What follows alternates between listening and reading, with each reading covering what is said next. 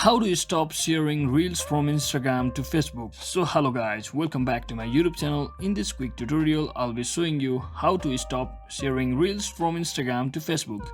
So for this, you just have to disable some options on Instagram. So first thing, simply open up your Instagram and just head over to your profile section by simply tapping on this profile icon at the bottom right corner.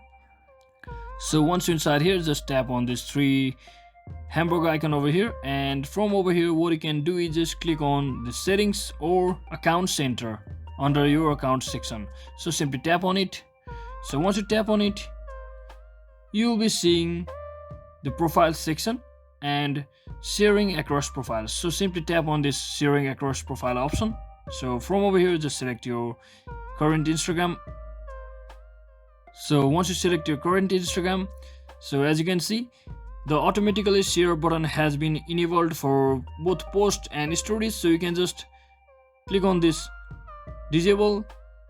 You can also disable the option for reels. Since I haven't set it up, I can't do anything. So regardless, if you have enabled this your Instagram reels option as well, you can just simply disable just like this.